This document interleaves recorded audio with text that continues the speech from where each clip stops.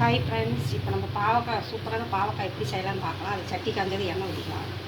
டேஸ்டியாக இருக்கும். அது எப்படி செஞ்சு பாருங்கள். சட்டி காஞ்சது எண்ணெய் ஊற்றிக்கலாம். கடுகு கொஞ்சம் போட்டுக்கலாம். கடுகு போட்டுக்கலாம்.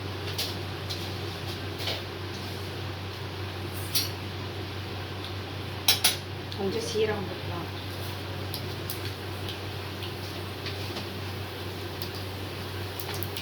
கடுகு வெடிக்கட்டும். கொஞ்சம் கருவேப்பிலை போட்டுக்கலாம்.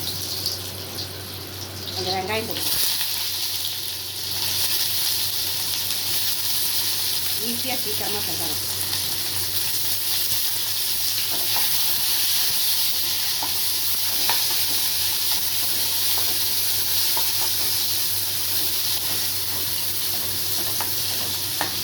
வெங்காயம் வதங்கிடுச்சு. அதை வந்து தக்காளி பழம் போட்டுக்கலாம்.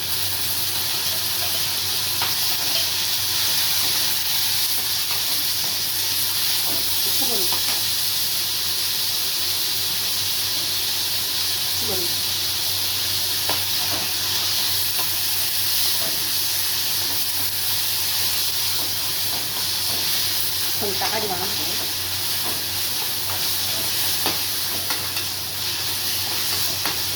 தக்காளி கொஞ்சம் வதங்கி வைப்போம்.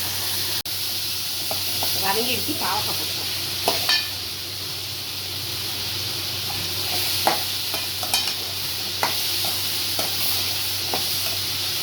ஈஸியாக தான் நான் செஞ்சு காமிச்சிருக்கேன். எல்லாமே ஈஸியாக இருக்கிற மாதிரி தான் செய்கிறேன். எல்லாத்துக்குமே ஈஸியாக இருக்கும் செய்கிறேன். கம்மி பொருளை வச்சே செஞ்சேன். மிளகாத்தூள், மல்லித்தூள், வெங்காயம், தக்காளி, கடுகு உளுந்து இது இருந்தாவே போட்டு கட்டிடுங்க.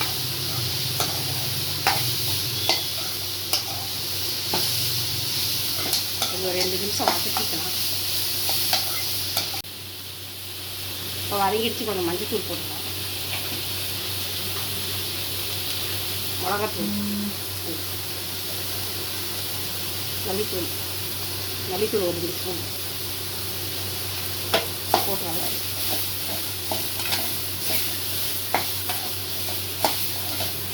ஒரு நிமிஷம் வதக்கலாம். இப்போ வதங்கிடுச்சு. கொஞ்சம் தண்ணி வேகட்டும். அப்படியே கொஞ்சம் நேரம் வேகட்டும். இப்போ வெந்திரிச்சு பாருங்கள். மிளகுத்தூள் போட்டுக்கலாம். மிளகுத்தூள் போட்டிங்கன்னா நல்லாயிருக்கும். சாப்பிட்றதுக்கு டேஸ்ட்டாக இருக்கும். மிளகுத்தூள் கொஞ்சம்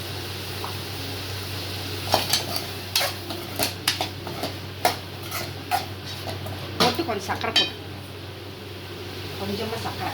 வெள்ளம் இருந்தால் கூட வெல்லம் போட்டுக்கலாம். இது கொஞ்சமாக சர்க்கரை. வெள்ளம் இருந்தால் சின்ன துண்டாக போட்டுக்கலாம். நல்லாயிருக்கும். கொஞ்சம் எண்ணெய் ஊற்றலாம். எண்ணெய் கொஞ்சம்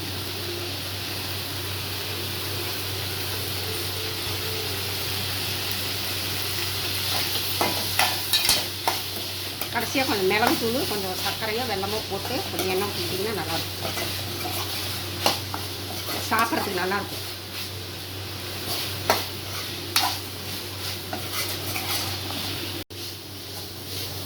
இப்போ பாருங்கள், சூப்பரான பாவக்காய் மிளகு வறுவல் தயாராகிடுச்சு. எப்படி இருப்பாருங்க, சூப்பராக இருக்கும். இந்த மாதிரி செஞ்சு பார்த்தீங்கன்னா மிளகு போட்டு கொஞ்சம் நல்லாயிருக்கும். சூப்பராக இருக்கும். அது செஞ்சு பார்த்துட்டு எப்படி இருக்குது லைக் பண்ணுங்கள், சப்ஸ்கிரைப் பண்ணுங்கள். வாங்க சாப்பிட்லாம். பாய்.